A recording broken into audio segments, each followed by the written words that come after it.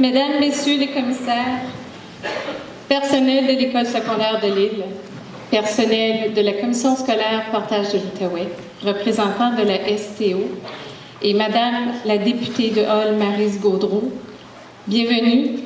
Bonsoir à cette soirée d'information.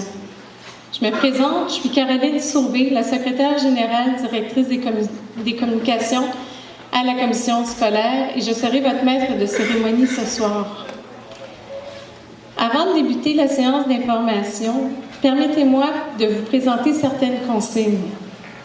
Dans un premier temps, il s'agit vraiment d'une séance d'information et non une séance de consultation publique. C'est pour cette raison, oui, nous avons une caméra à l'avant parce que l'intention est de diffuser dans les jours qui vont suivre. Puis je dis dans les jours parce que je ne veux pas promettre ce soir ou demain matin, mais le plus rapidement possible pour ceux et celles qui ne sont pas présents ce soir, la présentation qui est offerte.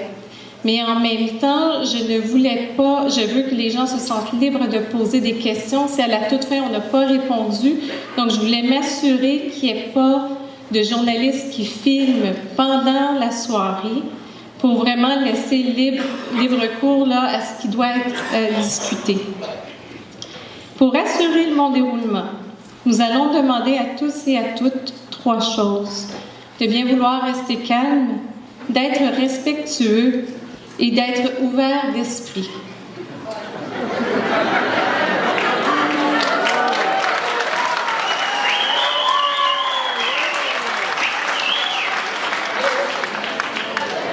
Nous vous demandons de prendre en note vos questions et attendre à la toute fin, parce que le but de la séance d'information, c'est vraiment de couvrir, non seulement on va vous présenter comment la décision s'est prise, quel a été le processus, mais ça fait plus d'une semaine que nous recevons des commentaires, des préoccupations, des questions par voie téléphonique, par courriel.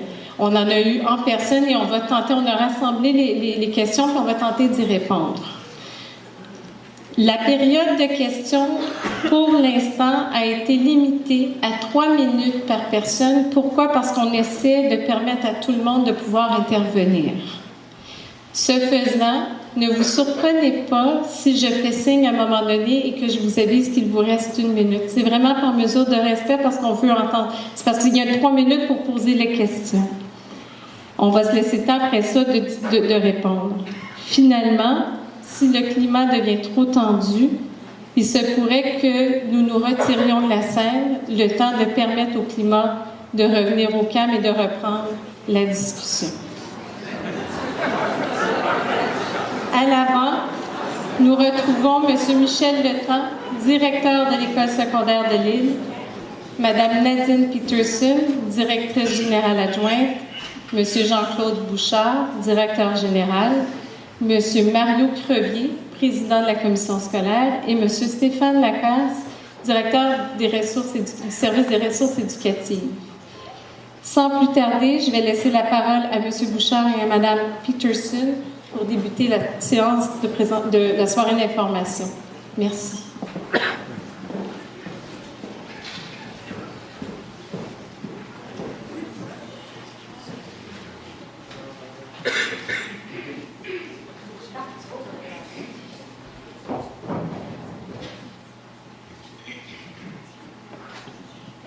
D'accord. Bonsoir. J'en profiterai pour souhaiter la bienvenue à M. Jocelyn Blondin.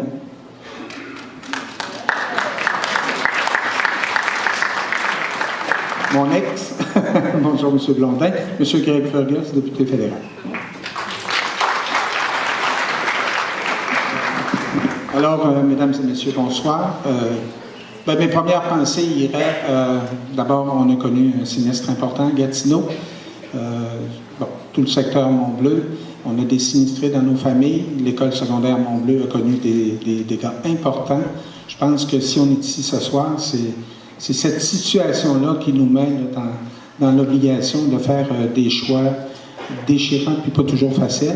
On le fait pour le mieux pour notre population étudiante, pour les parents. Mais dans cette situation-là, il y avait toutes sortes de choses qui faisaient que c'était difficile de prendre la meilleure des décisions. Et au départ, on était très conscients qu'il y aurait des conséquences. On a essayé de les atténuer, maintenant dans les limites du possible. Écoutez, on pourrait commencer? Non, il faut revenir. Non, ça ne va pas. OK. On passe à la troisième acétate, s'il vous plaît. Ici, vous avez l'état de situation. Donc, l'état de situation de l'école secondaire Mont-Bleu, on parle de pertes matérielles très importantes, des travaux de restauration majeurs à réaliser. Minimalement, c'est 10 mois de travaux sans interruption. Puis on aura à être imaginatif là-dessus parce que ça pourrait aller au-delà de ça si on n'a pas des moyens pour le faire. Terrain, bâtiment inaccessible pour toute la durée des travaux. Le retour souhaité des élèves à l'école secondaire Mont-Bleu, c'est en août 2019.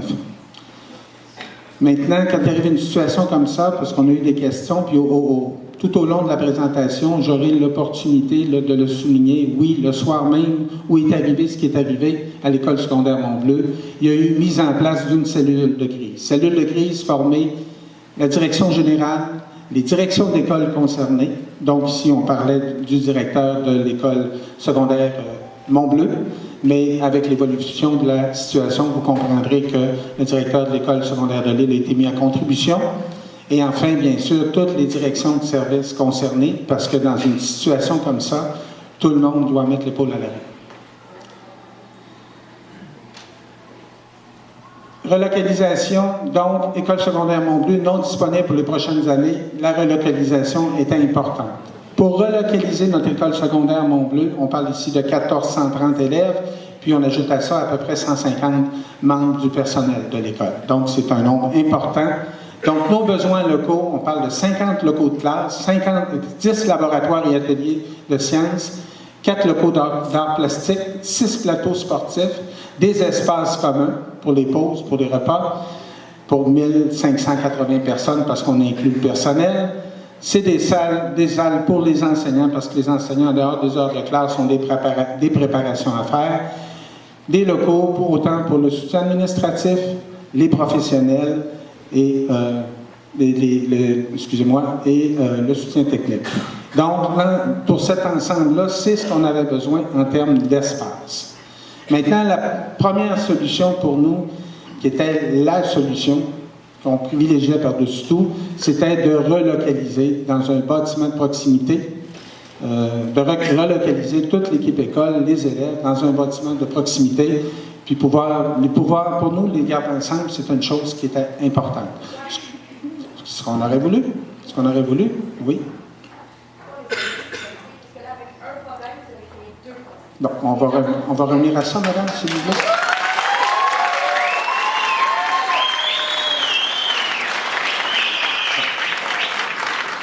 Donc, notre objectif, c'était de les regrouper ensemble.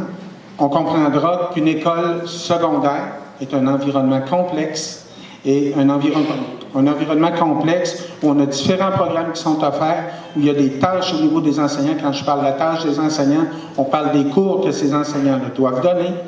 Puis comme la population, nos enseignants de l'école secondaire Mont-Bleu sont des enseignants qui ont connu un sinistre. Tout leur contenu est de côté. C'est des changements de cours. Si on refait complètement la programmation des horaires à cette école-là et à l'autre école, ça a pour conséquence qu'on doit retarder l'entrée des élèves. Et déjà, les élèves ont manqué beaucoup de temps de classe. Je vous demanderai, s'il vous plaît, pour le respect de tout le monde ici, je vais prendre le temps de faire la présentation et par la suite, si vous avez des questions, les micros sont là pour ça, on va prendre le temps, tout simplement. Parce que si on s'embarque dans des questions, on ne s'en sortira pas. On ne s'en sortira pas, puis il y a une présentation, je vous demande.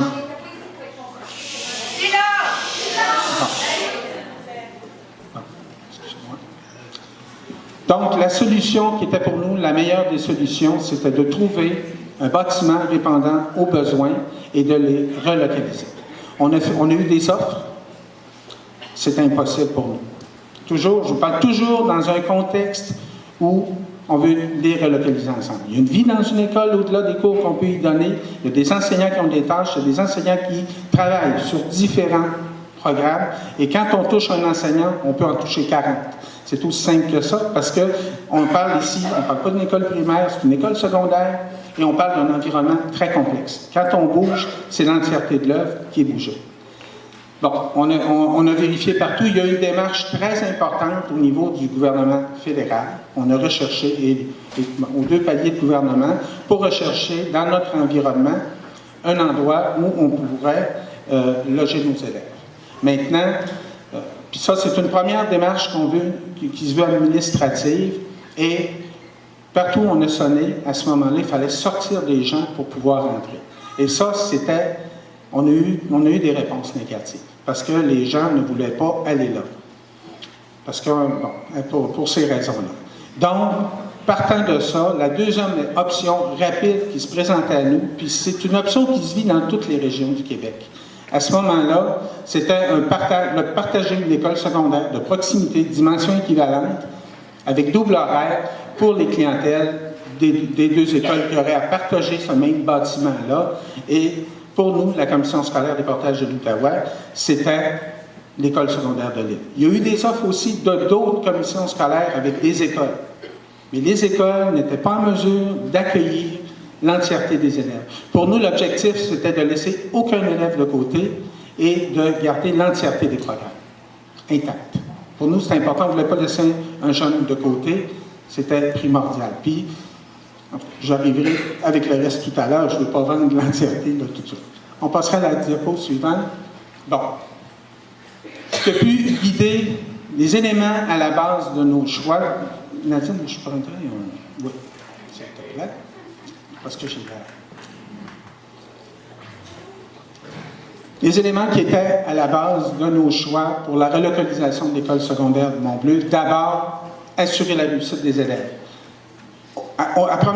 La première chose qui était prioritaire et primordiale pour nous, c'était la réussite des élèves. On s'est posé des questions pour s'assurer de ça, puis en tout cas, vous allez voir au cours de la discussion qu'il y a des éléments qu'on a pu ramener, mais pour d'autres, c'est impossible. On a fait ce qui était humainement possible de faire dans les circonstances.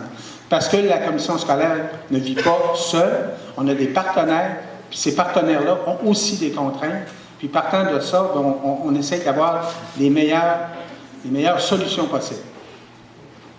De réduire dans les limites du possible les dommages collatéraux sur les élèves, leurs parents ainsi que le personnel. De créer des situations indésirables pour nos élèves, nos parents, notre personnel, on ne carbure pas à ça, c'est pas ce qui nous plaît. Maintenant, avec toutes les exigences qu'on avait dans ce dossier-là, on savait qu'il y en aurait, on essayait de les éliminer au maximum de ce qui était possible pour nous à ce moment-là. Bon, je vous l'ai dit tout à l'heure, maintenir ensemble nos 1430 élèves dans un seul et même milieu, de maintenir l'entièreté des programmes offerts aux élèves des écoles. On a pris un engagement vers les élèves de nos écoles. Il y a des programmes particuliers qu'on offre à ces élèves-là. Il n'était pas question pour nous de laisser quelqu'un de côté. Donc, à ce moment-là, c'est ce qu'on voulait préserver pour les deux écoles.